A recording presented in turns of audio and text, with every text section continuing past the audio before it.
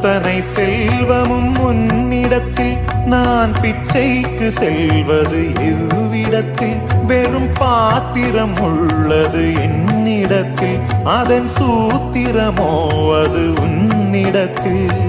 ஒரு முறையா இருமுறையா பல முறை பல பிறப்பெடுக்க வைத்தாய் புதுவினையா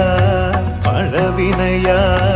கணம் கணம் தினம் என்னை துடிக்க வைத்தாய் பொருளுக்கு அலைந்திடும் பொருளற்ற வாழ்க்கையும் துரத்துதே